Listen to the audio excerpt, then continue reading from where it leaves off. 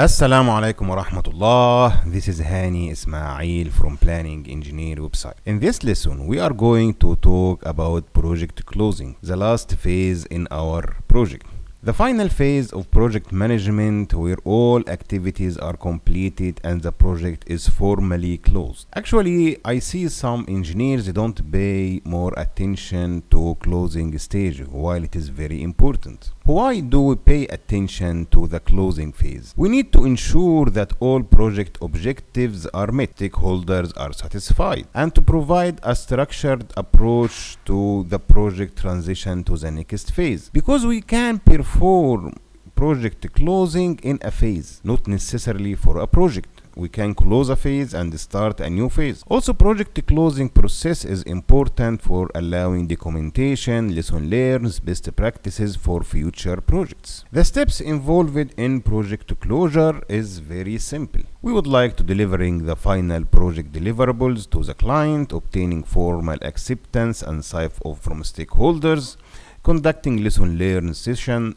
to reflect the project success and areas of improvement. Let me here talk a little bit about lesson learned. If you are willing to work in a project management environment, then you need to rely on the system. Don't rely on personnel. What I mean by this? If you have a good project manager and you have a medium project manager, medium skill, definitely the good project manager will perform the project with good performance, and he will define risks and he will do the job better than the medium skilled project manager. However, if you have a system in your company, you will help the medium project manager to perform same as the excellent project manager. For example, if you are doing a project for a school, and from the lessons learned, you mentioned that according to the Ministry of Education requirements, the school paint should be like this,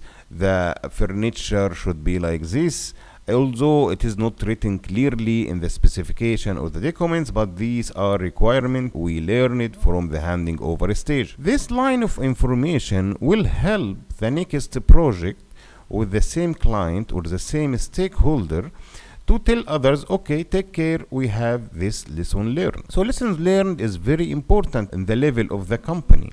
If you are performing lessons learned and you are documenting it, so whoever is coming new to your project will read the lessons learned and will be sure he will not fall in the same mistakes, and also will maximize the area of improvements. It is mentioned also in the lessons learned. Also, we need to finalize the budget and closing contracts. It is not only to open a contract with a client or a supplier or a subcontractor, you need also to close this contract to avoid later on financial claims and so on, and archiving project documentation for future reference. So here, closing, we deliver the final product, it is accepted, we'll go to create lessons learned, we'll make financial closure, resources release, and then celebrating success. Deliverable for final acceptance, we will conduct an inspection for all completed construction work,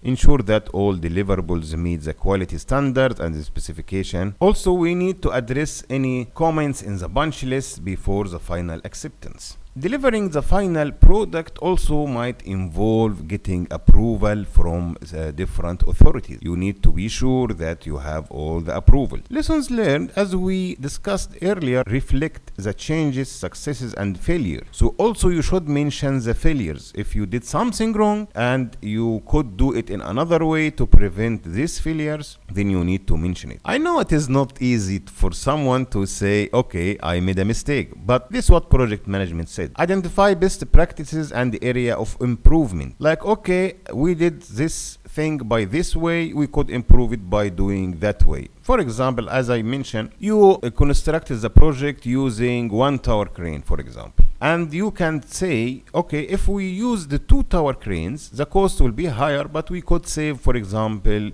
1 month. Also, you need to document lesson learned for future project and improve project management processes. Financial closure, you need to close all your contract, as you said, finalize the invoices and the payment with vendors, subcontractors, and suppliers, and prepare financial reports and documentation for stakeholders' purposes. When it comes to the resource release, returning equipment and material that were rented or borrowed from another project, release project team members or assign them to another project, and coordinate the transfer of any remaining project assets to the client or the stakeholder. Then finally, we should celebrate the success. And I know that many of companies, they skip this stage or this step. However, I highly recommend to make it.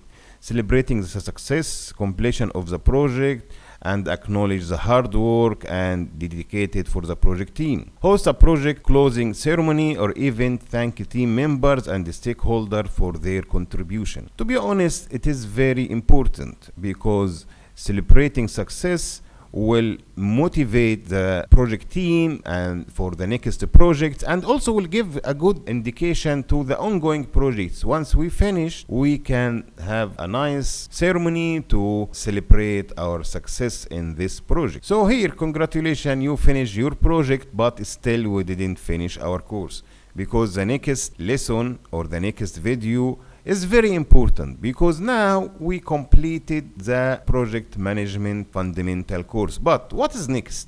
How you could improve yourself and do the next step? Wait for the next lesson. I'm sure you are going to like it. I hope you find this lesson useful to you. See you in the next one.